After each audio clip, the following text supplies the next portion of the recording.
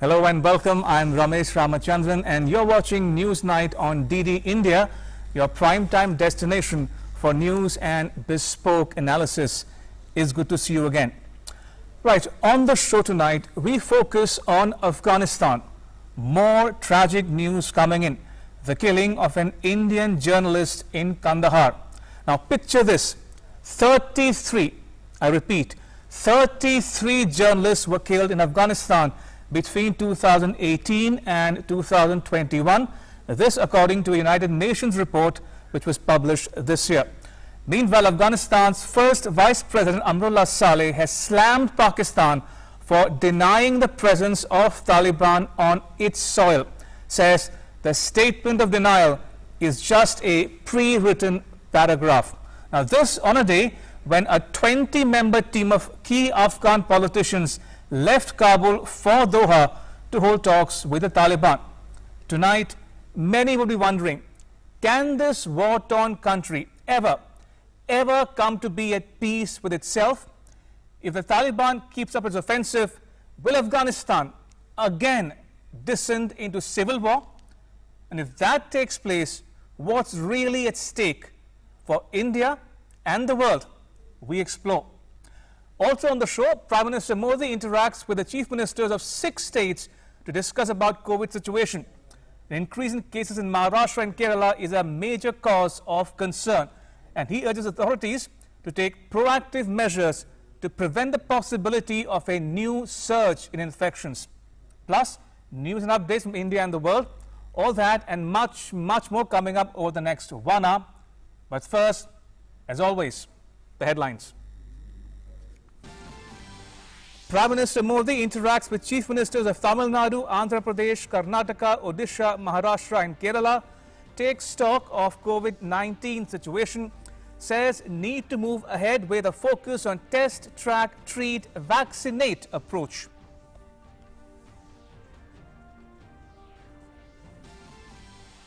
Prime Minister Modi warns about a possible third wave of COVID-19, says need to take proactive measures to stop the possibility of a third wave, emphasizes strengthening health infrastructure and focus on rural areas.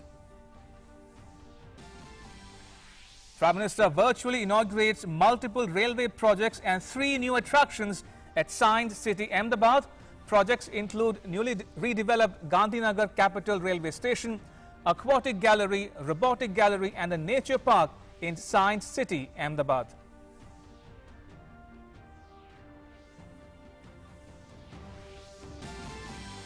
States continue to reopen schools for higher classes. Puducherry decides against reopening of schools or colleges from today. Haryana schools reopen for classes 9 to 12 from today. 38,949 new cases reported in the last 24 hours.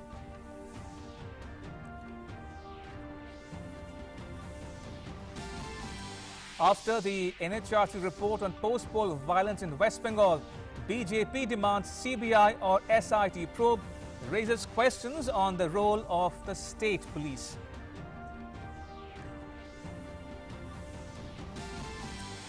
In an astonishing revelation, Afghanistan's Vice President Amrullah Saleh exposes Pakistan's collusion with Taliban, says Pakistan provides air support to Taliban, threatens to hit back if Afghan forces try to retake border town.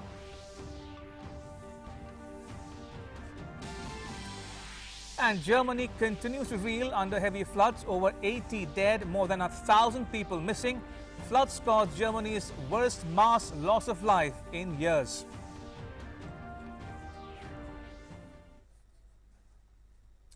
Well, let's get started. Now, Friday saw Prime Minister Modi give a slew of gifts to the state of Gujarat. He virtually inaugurated several railway projects and flagged off 2 new trains from Gandhinagar, the constituency of Union Home Minister Amit Shah. More in the next report.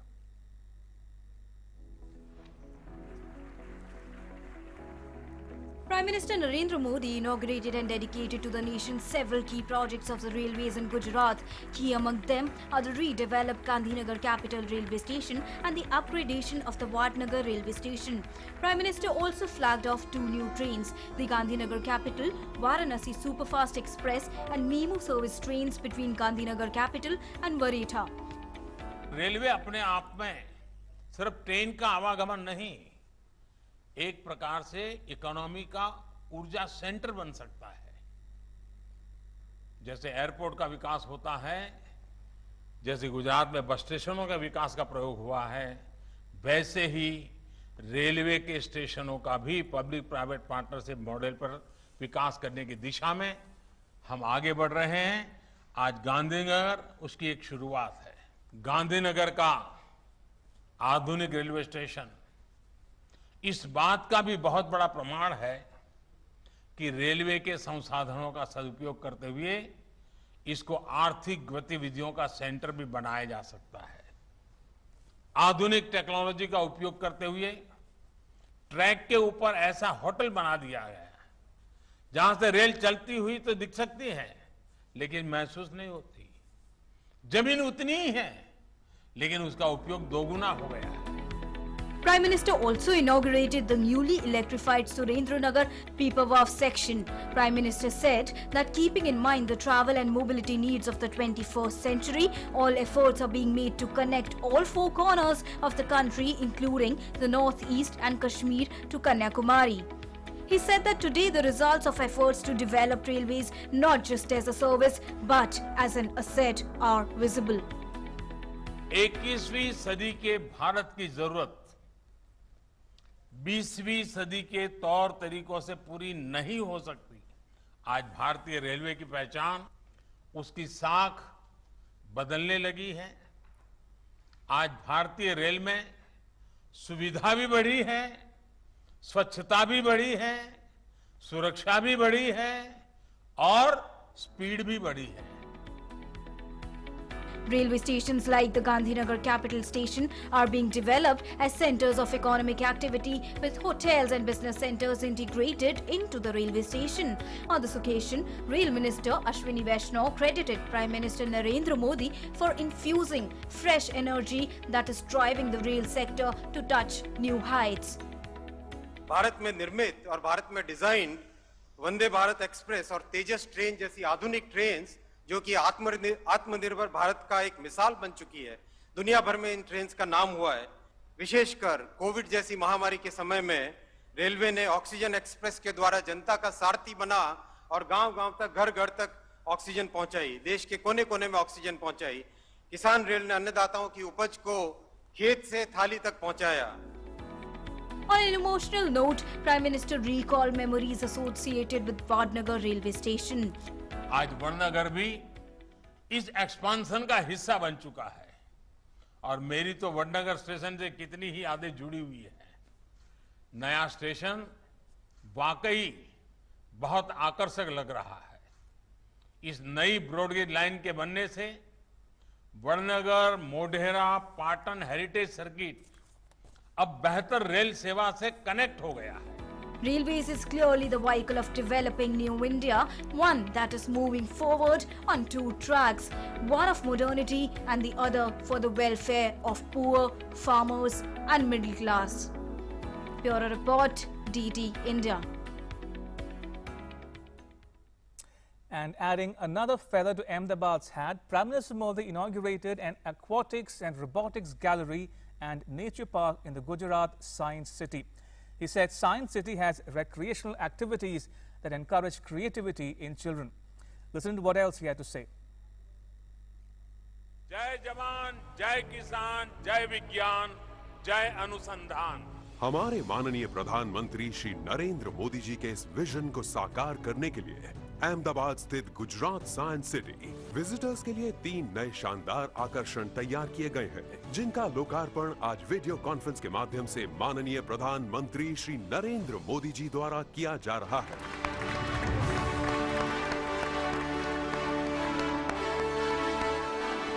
Science city एक ऐसा project है जो recreation और creativity को आपस में जोड़ता है। इसमें ऐसी रिक्रिएशन एक्टिविटीज हैं जो बच्चों में क्रिएटिविटी को बढ़ावा देती है।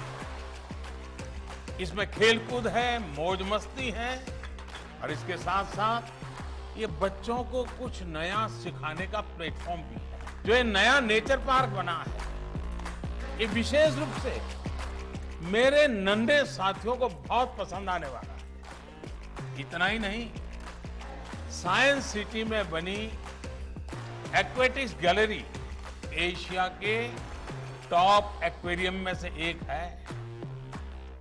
एक ही जगह पर दुनिया भर की समुद्री जैव विविधता के दर्शन अपने आप में अद्भुत अनुभव देने वाले।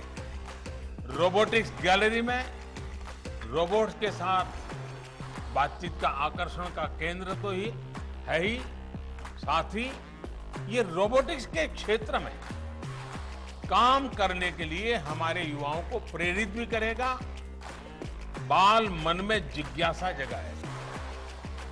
मेडिसिन, खेती, स्पेस, डिफेंस, ऐसे अनेक क्षेत्रों में रोबोट्स कैसे काम आ सकते हैं, इसका अनुभव यहां हमारी वाराणसी साथी ले पाए।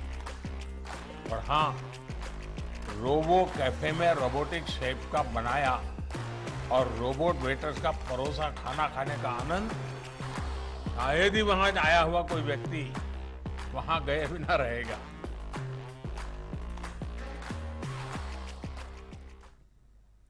Right, moving on, in his second interaction this week with states witnessing a rise in COVID-19 cases, Prime Minister Modi added a fourth strategic tool, that of Tika or vaccine, to his test, track and treat mantra. He stressed on the need to rapidly and proactively build health infrastructure to ward off a possible third wave. बहुत जरूरी है कि जिन राज्यों में cases बढ़ रहे हैं उन्हें प्रोएक्टिव मेजर्स लेते हुए तीसरी लहर की किसी भी आशंका को रोकना होगा। टेस्ट, ट्रैक, ट्रीट एंड टीका, इसी वैक्सीन की हमारी रणनीति फोकस करते हुए हमें आगे बढ़ना है। जिन जिलों में, जिन इलाकों में संक्रमण ज्यादा है, वहां वैक्सीन भी हमारे लिए एक स्ट्रैटेजिक टूल है। Prime Minister Narendra Modi interacting with the Chief Ministers of Tamil Nadu, Andhra Pradesh, Karnataka, Odisha, Maharashtra and Kerala to discuss COVID-related situation. During the last week, 80% cases as well as 84% unfortunate deaths came from these states. While lauding the state governments for their mutual cooperation and sharing their learnings in their fight against the pandemic, Prime Minister urged them to take proactive steps to stem the rise in cases. He laid emphasis on protecting children and creating sufficient facilities for their care. Referring to the recently approved 23,000 crore rupees emergency COVID response package, the Prime Minister asked the states to use the funds to strengthen medical infrastructure. मेरा सभी राज्यों से आग्रह है कि इन PSA oxygen plants को जल्द से जल्द पूरा करें। 15-20 दिन का मिशन मोड में इस काम को आप पूरा करवाइए। जो भी इंफ्रास्ट्रक्चरल गैप्स राज्यों में हैं, उन्हें तेजी से भरा जाए। खास तौर पर ग्रामीण इलाकों, रूरल एरियाज, उस पर हमें ज्यादा मेहनत करने की जरूरत है। इसके साथ ही सभी राज्यों में आईटी सिस्टम्स, कंट्रोल रूम्स और कॉल सेंटर्स का नेटवर्क मजबूत करना भी उतना ही जरूरी है। Prime Minister Modi reiterated that Corona is not over and expressed deep concern over the pictures that are coming post-lockdown. He emphasized the need to follow protocol and avoid crowding, as many states in the meeting have metropolitan cities with dense population. He also called upon political parties, social organizations and NGOs to spread awareness among people. Union Home Minister as well as Union Health Secretary also participated in the meeting. The 6 chief ministers also talked about the steps taken to boost medical infrastructure. 2 days back, Prime Minister interacted with chief ministers of 8 states in the northeast that are witnessing a rise in the reproduction factor, leading to an increase in cases. Bureau Report, DD India. Meanwhile, India continues to see a decline in COVID-19 cases. The many states allowed schools to reopen with COVID protocol. In Gujarat, for instance, schools and colleges are to reopen with 50% capacity. The country's fight against COVID-19 continues. Second wave of COVID is also declining except few states. In the last 24 hours, India has reported 38,949 new COVID cases. Till now, 3,1,83,876 patients recovered. Over 40,000 patients recovered during last 24 hours. India's active case load currently at 4,30,422. The recovery rate has increased to 97.28% in country. The weekly positivity rate remains below 5%, currently at 2.14%. Daily positivity rate at 1.99%, less than 3% for 25 consecutive days. Meanwhile, Health Ministry has cautioned people to follow COVID-appropriate behavior to mitigate the risk of third wave of COVID. अभी भी हम देखते हैं देश में second wave पूरी तरह से खत्म नहीं हुई है.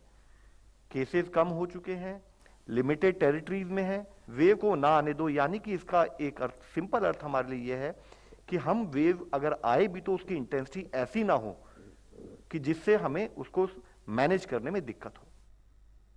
Right, joining me for more on this subject is Dr. V.K. Paul, member Niti Aayog. Dr. Paul, welcome to Newsnight.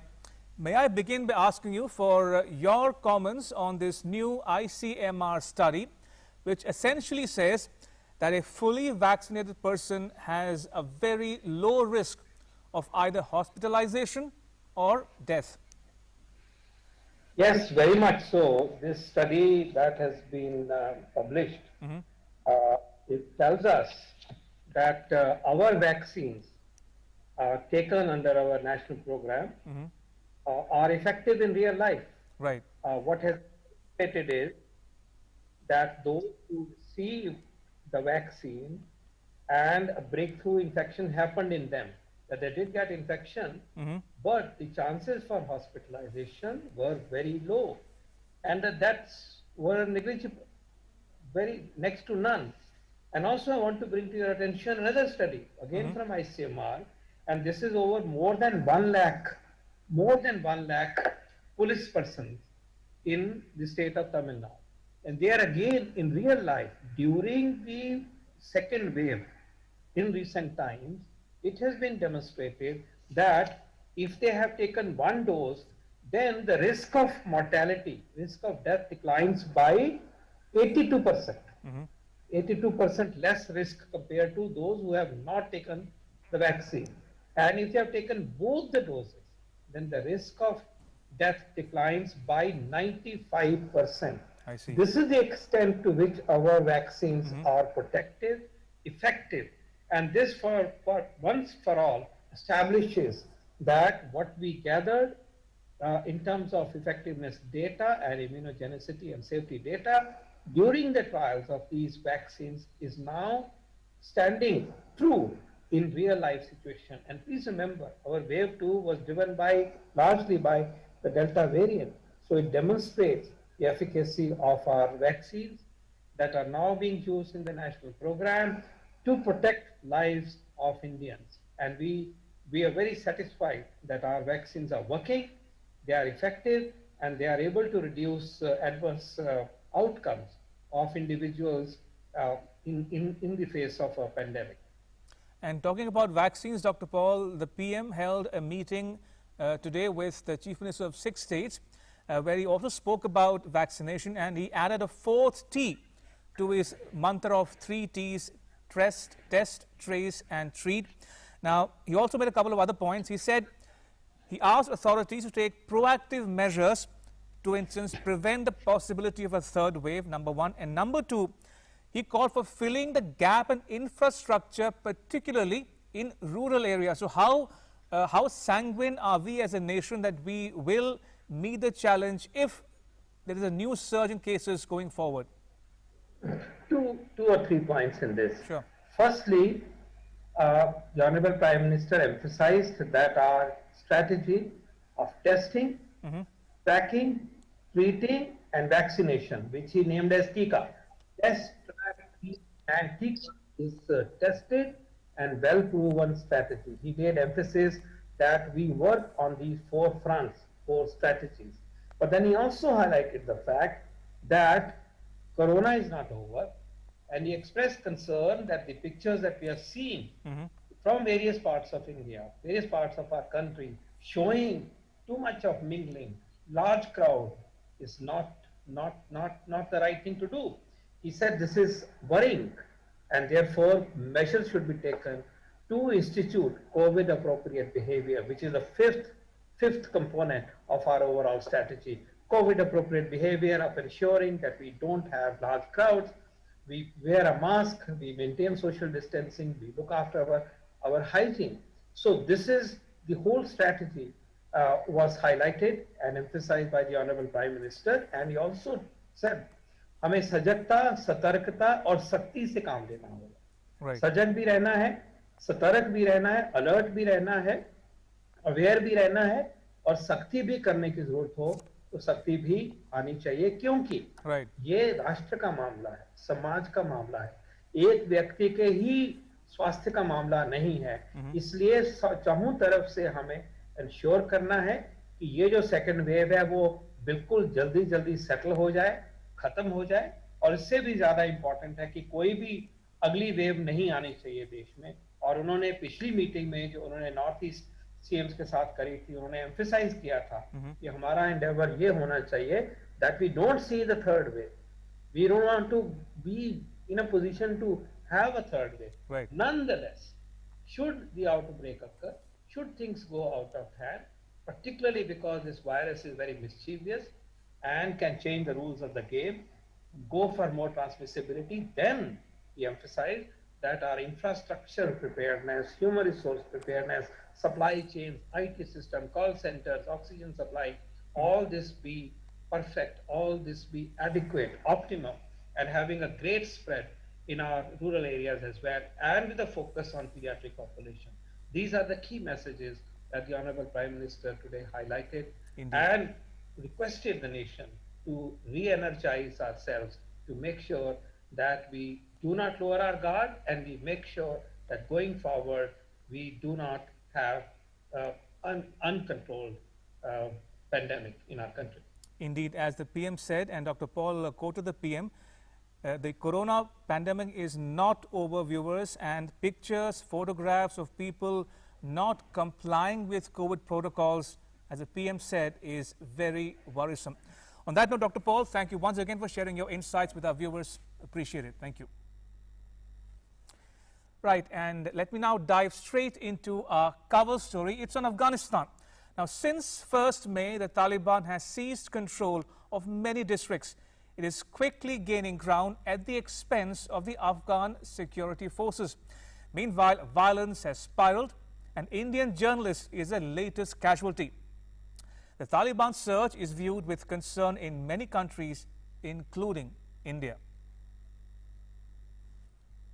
After a leap of 20 years, Afghanistan is again falling into the claws of Taliban, which is again using its might in a brutal and cruel way against a country embracing peace. Taliban claims to have captured about 85% of the country, but Afghan army has denied the claim. The conflict between the Taliban and government forces has escalated. A US-led international forces move out of Afghanistan. According to Afghan officials, the Taliban have captured a major border post along the borders of Iran and Turkmenistan. Taliban fighters say they have captured the cities of Islam Kala near Iran and Torgundi on the Turkmen border. At the same time, reports came in that Taliban fighters captured the Spin Boltak Chaman border post too, the second most important crossing on the border with Pakistan. Senior Afghan government officials denied the report, a few hours after Afghan forces regained the control.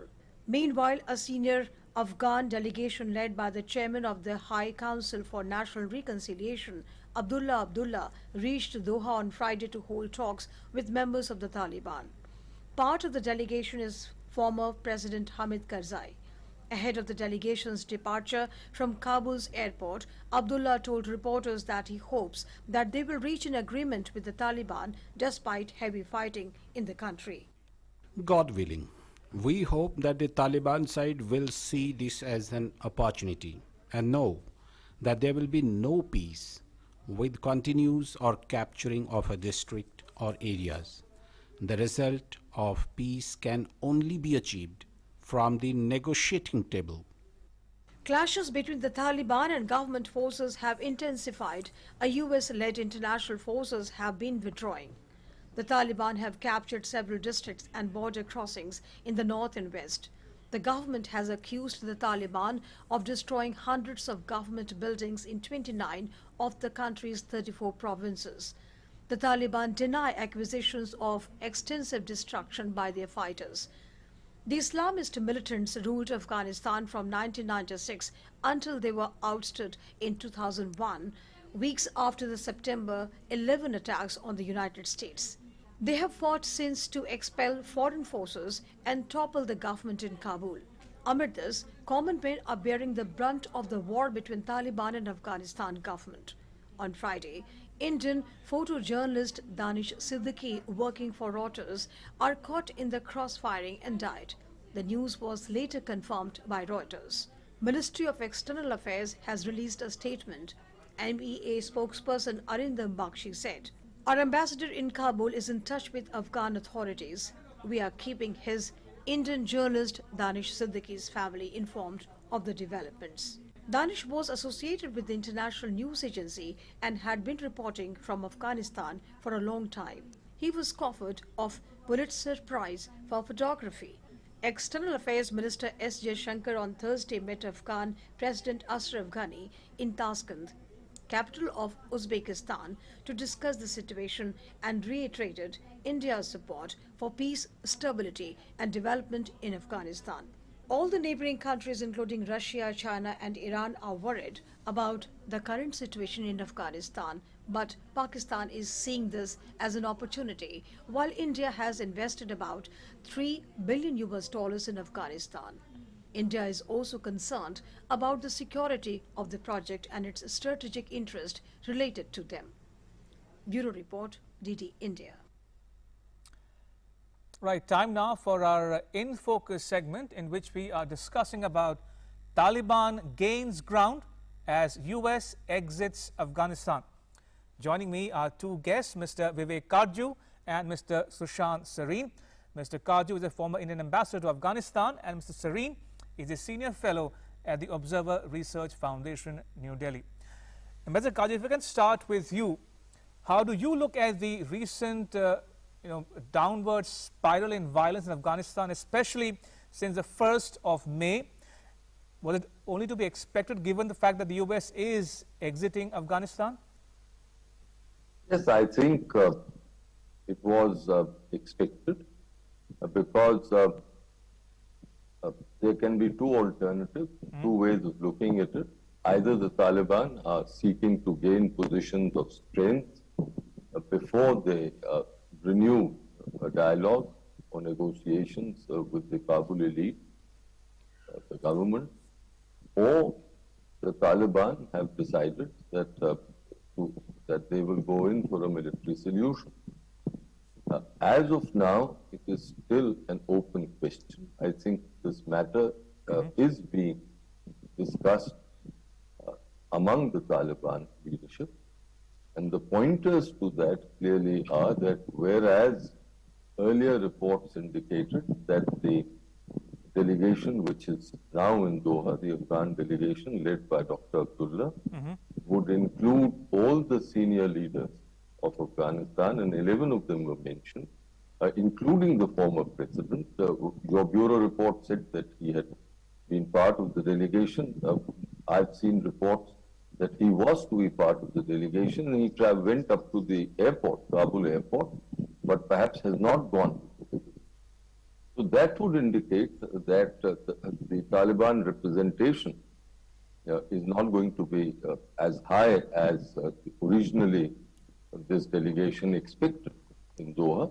It also indicates a certain fuzziness in the Kabul leadership, different segments of the leadership. So all this is indicative of a certain lack of clarity on the future.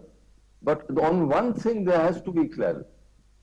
Whichever way the situation turns, the Taliban will inevitably be a most significant factor, if not a determining factor, in the Afghan situation. Absolutely. I think of that, if there's anyone who harbors any doubt, then I think he needs to examine this projection very closely. Absolutely. Mr. Sareen, I want you to focus, if you will, on the Taliban, the point Ambassador Karju made towards the end of his intervention there. Some people are calling it Taliban 2.0, but that said, now in recent weeks we've seen Taliban cozying up to or talking to some countries, namely China, namely Russia. They are trying to project an image that they are different from what they were in 1996. How do you look at the Taliban in 2021 as we speak? Has their mindset changed? Is there scope for that? Also, their ideology remains as virulent as ever. So the question I'm asking you is this: can the Taliban be trusted? Absolutely not. And I don't think there's any indication whatsoever that their mindset has changed, or this is, as people are calling it, Taliban 2.0 or 1.5 or 1.9 or what have you. They remain the medieval monsters and brutes that they were. We've seen evidence of that. And this whole thing about the rest of the world, Taliban are different, Taliban, even the Americans have bought this, and the Americans have actually deliberately lost this war. They knew what was going wrong in the war, and they turned a blind eye to Pakistan's treachery. And we should always be mindful of the kind of games that the British and the Americans play. So now the American thing is that the Taliban will fight the ISIS. Please ask the Americans, what is the difference between the Taliban and ISIS? The Taliban use women as chattel. The ISIS do the same. The Taliban are passing diktats that any girl over 15 years old and any widow below 45 is open meat for Taliban soldiers. They will be married to Taliban, whether they like it or not. The ISIS does the same thing. The Taliban massacre people, the ISIS does the same thing. The ISIS wear jeans and t-shirts. The Taliban wear salwar kameez, and they are medieval in their outlook and in their look. What else is the difference? So this whole nonsensical narrative which the Western media and academia, Ivy League types have made, that the Taliban is a new evolved being, creature, monster, what have you, is utter nonsense. They are the same old fellows they were in the 90s. In fact, they are far more virulent and far more vicious than what they were in the 90s. So I don't know what people are talking about that they have changed. Yes, their external outlook has changed, and that is something which we need to look at. And the reason for that is purely strategic. So are they actually buying for time here? Mindset, it is purely strategic because they think they will need support from other countries. They do not want opposition to their rule from other countries at this stage. But given their ideology, given their mindset, all these countries, each one of these countries, whether it's Iran, Russia, China, America, UK in particular, Pakistan, absolutely, all these countries which are flirting with the Taliban, which have supported the Taliban, which are going to back the Taliban, will pay a very heavy price for it. Absolutely. Ambassador Karju, there are many tracks at play here, bilaterally, regionally as well. Now, speaking of bilateral engagements of India in recent weeks, we saw Minister Jaishankar travel to Russia, including a stopover in Tehran on his way to Moscow. He met with Minister Lavrov in Moscow. He called on President-elect of Iran, Ibrahim Raisi, in Tehran. and most recently called on President Ghani on the margins of a summit in Uzbekistan. Also, regionally speaking, we're seeing the SCO holding talks in Afghanistan. So, is there scope for a regional compact or accommodation or understanding going forward? Do you see the possibility of that shaping up in the near future? Look, let us look at the reality. I think even if we accept, and I think there's much truth in what Sushant has said and asserted so passionately, that the Taliban represent an ideological position which is obnoxious, which is completely different and perhaps, and in fact, antithetical to all that the Indian Republic stands. They were rejected by the international community in the 1990s, and at that stage, there were forces within Afghanistan who took to the field. And the regional states were negative towards the Taliban. Indeed, Iran, Russia actively supported the anti-Taliban forces, as did we. But whatever may be the reason, the Americans have acted dastardly, granted. In that process, the Americans have suffered a strategic defeat. Yes, of course. The British have always been perfidious on Afghanistan. Okay. They've had a 19th century view of Afghanistan, and that's a fact. No one can deny it. But the fact is that for their own different reasons, every one of these states, and they may pay a heavy price later on, but at this time and over the past many years, all these states have legitimized the Taliban. Therefore, the prospects of the Taliban being delegitimized is remote. Right. The Taliban too are playing the diplomatic game successfully. Perhaps they're taking the world for suckers, which Pakistan supports. But the fact is at this time that either the Taliban will join an interim administration, and that is what the world is pleading with them. Indeed. And I'm using the word pleading deliberately. Or they want to try their military, strength, and the world has made it clear that apart from the Americans supporting them with money, and maybe some support, aerial support later on, they are not going to put in any more troops in Afghanistan. This is the stark reality at the moment. And I think, India has to look at this situation strategically. We deal with all kinds of states.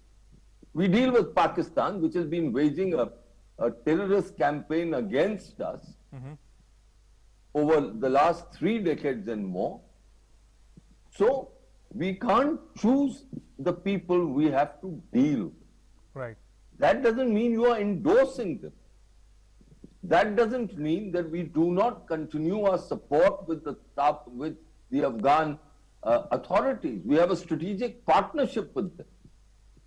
But diplomacy demands that if the whole world is dealing with someone, you can't shut yourself and say, I will not deal with it. I will impose self-isolation on myself. Will that serve your strategic purpose? Because I have only one idea in mind, which is India's strategic interests. They are supreme. Indeed. And for that purpose, if I have to deal with someone, I will deal with them. Not happily, not endorsing him, conveying to him my strategic concerns, drawing red lines, and at the same time, preparing my defenses for the worst case scenario. I think that is how we've got to deal with these people whose ideology, I will repeat, is obnoxious. No doubt about what Sushant is saying. But yet, they are there. They are a reality. Indeed. Mr. Sareen, just as Taliban can't be trusted, some people say that Pakistan can't be trusted either because they speak with a forked tongue.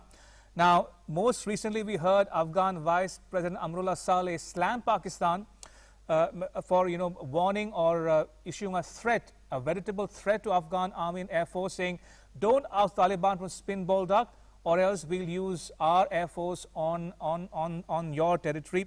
So how do you look at Pakistan's role going forward, number one? And number two, the spillover effect on India, especially the UT of Jammu and Kashmir, is that a clear and present danger as well? No, let me first join issue with my very respected senior, not in service, but otherwise in this same profession, Ambassador Kharju. Look, I think, as the kind of keenness we seem to be showing to engage with the Taliban, I find it very strange when Ambassador Kharju says that we should not isolate ourselves. How will India isolate itself if we don't talk to the Taliban? And imagine a situation where the Taliban do all sorts of rotten things, and as I am saying that they are completely unreconstructed, unreformed barbarians, prove themselves to the rest of the world, and all these Westerners and others who keep talking about human rights finally feel embarrassed by what they are doing. I doubt it, they never do. But let us assume that a situation like this comes about. It happened in the 90s. Then are we in a better position to deal with them, or are we not? Number one. Number two, let us show some strategic patience. Let us wait. There will be a time when there will be problems re-emerging in Afghanistan. It's not as though the Taliban are, God's gift to mankind, that they know how to run the country. They will mess it up big time, and all sorts of problems are likely to emerge. Let us wait for that time. Why are we in such a rush to engage with the Taliban? Although the government has denied it, perhaps some low-level contacts have been made, but I don't see why we should be in such a rush to meet with them. And what great strategic interest of ours will be served by talking to people who, as of now, remain lackeys and puppets and proxies of the Pakistanis? What are the prospects for us? Perhaps there will be a time when there is a break between them and their masters. Maybe that is the time we should wait for, rather than going right now showing keenness and then getting kicked out in the process, and the Pakistanis feeling very chuffed up about it. I think perhaps there is a time to be doing something like this, rather than at this point in time. And let us see how things work out. Sure. Are we writing off everything as of now? So fair enough. Let's show some strategic patience. As far as what the Taliban will do to India, look, I think our bigger problem is Pakistan. Right. And what we need to do is three things very quickly. Sure. One, we need to build up our military capacities to a point where if there is any kind of adventurism, either through these Fair Taliban... enough. That's point number one. Okay. And?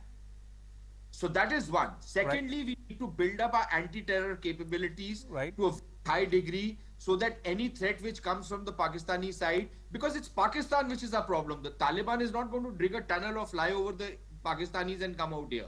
They will be beaten by the Pakistan. So we have to sock the Pakistanis in the nose. Fair enough. Not Taliban. The Taliban are neither here nor there. They will run away. Sure. We have to take it to the Pakistanis. And third, and most important, we need to start figuring out how terrorism operates, the tactics of terrorism, the technology of terrorism, something which we haven't done in the robust manner that we should. So these three things we need to do to secure ourselves. The rest will follow. Ambassador Kharju, I can see him smile, but Ambassador Kharju, we run out of time. I have to leave it at that. May I thank you both, Ambassador Kharju and Sareen, for joining us here on Newsnight. Appreciate it. Thank you.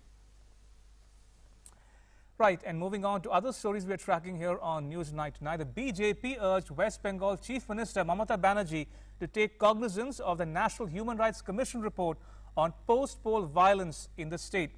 BJP spokesperson Gaurav Bhatia demanded that the matter be investigated by the CBI or the SIT. Mamata Banerjee जी,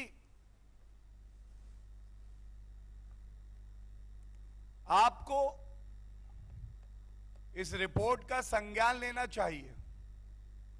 और इस report में जो एक मुख्य बात और कही गई है कि एक निष्पक्ष जांच जिससे जनता का विश्वास जीता जाए, यह आपके प्रदेश में पुलिस द्वारा संभव नहीं है। इसलिए सिफारिश की गई है रिपोर्ट में कि सीबीआई या कोई और निष्पक्ष एजेंसी, स्पेशल इन्वेस्टिगेटिंग टीम जाए।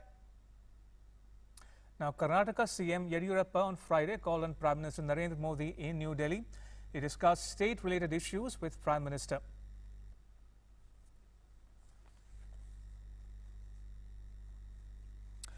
All right, take a look at what else is making news around India in our National Roundup segment. In view of COVID-19, the central government has told the Supreme Court that it is in favor of cancelling the Kanwar Yatra this year.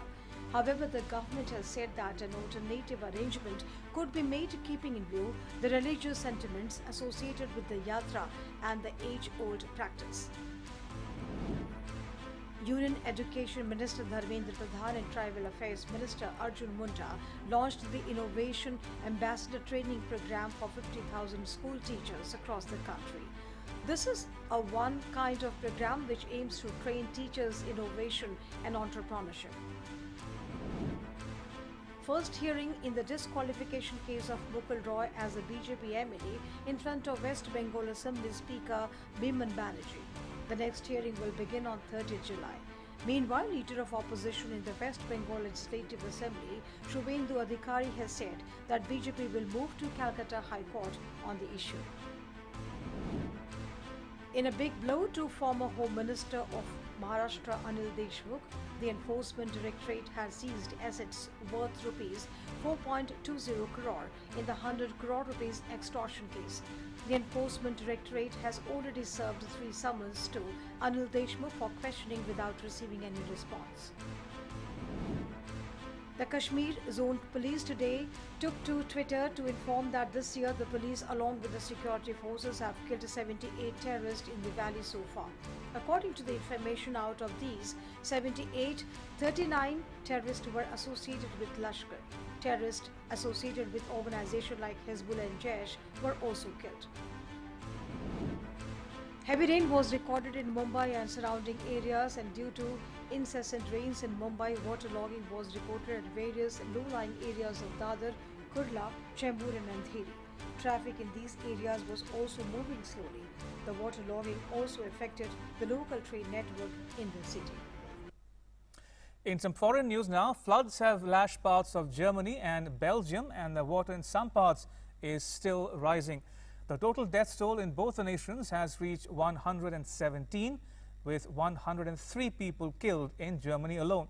In Belgium, over 14 people have been killed so far. Not just that, the situation has left over 1,000 people missing as water ripped through homes and buildings, making it one of the worst catastrophes in the history of Europe.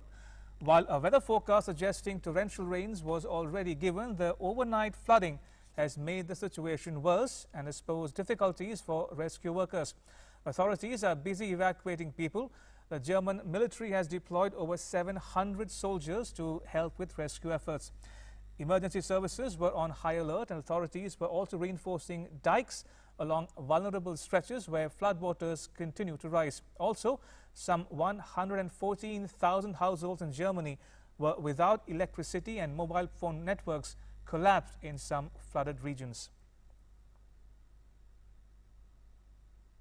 Crisis deepens in South Africa as violence takes over the roads, and the defense forces are busy tackling the protesters. The violence has claimed around 117 lives across the country. Around 91 people have lost their lives in KwaZulu-Natal, which is Jacob Zuma's home province. 26 others have been killed in Gauteng, including Johannesburg. Many incidents of looting and arson have been reported since the protests broke out in the country, triggered by Zuma's arrest last week. South Africa's President Cyril Ramaphosa said 25,000 soldiers are being deployed in defense of the assets of the country, suggested that a wave of looting and arson that has destroyed hundreds of businesses had been deliberately provoked. He said his government was doing all it could to deal with the unrest. Citizens have felt that they need to defend their areas, to defend their assets, and we welcome the fact that ordinary citizens are working together with the security forces, are standing up not only to defend their own assets, but they're also defending our democracy, because they can see that this is an assault on the democratic situation that we have in our country. So they are standing up, and we applaud that our people themselves see that there is a lot at stake, and the instigators want to spread instability in the country, and we don't know what their full and true intentions are. Dozens of children have been killed and hundreds arbitrarily detained in Myanmar since a coup more than 5 months ago. The UN Child Rights Committee said it had received credible information that 75 children had been killed and around 1,000 arrested in Myanmar since February 1. Myanmar has experienced mass protests and a brutal military response since the coup which ousted civilian leader Aung San Suu Kyi. The committee is made up of 18 independent experts who are tasked with monitoring the implementation of the Convention on the Rights of the Child, which Myanmar signed onto in 1991. The experts said they strongly condemn the killing of children by the junta and the police, pointing out that some victims were killed in their own homes. Envoys of 48 countries of the United Nations Office at Geneva addressed to the World Health Organization DG Tedros Adhanom Ghebreyesus and voiced their support to advance the study of origins of COVID-19 globally and oppose the politicization of the origin tracing. The diplomats stressed that COVID-19 is a common enemy of mankind and it can only be defeated by solidarity and cooperation of the international community. The diplomats said the study of origins is a matter of science and should be conducted around the world by scientists. The diplomats also welcomed the publication of the joint report of the WHO-convened Global Study of Origins of COVID-19. They appreciated the work of the scientists of the Joint Experts Group, stressing that the global study on origin tracing should be based on and guided by this scientific report. The ICC on Friday announced the groups for the ICC Men's T20 World Cup 2021 to be hosted by the BCCI in Oman and the UAE from 17th October to 14th November. India and Pakistan will meet in the Super 12 stage of the tournament. India and Pakistan are placed in Group 2 along with World Test champions New Zealand and Afghanistan. Group 1 has defending champions West Indies, former winners England, Australia and South Africa. 2 teams will join each of the groups from the qualifying rounds. National Award-winning actor Surekha Sikri passed away at the age of 75 due to cardiac arrest on Friday morning. Her acting sense, serious work style, energy and spirited vibrancy and spontaneity left audiences spellbound.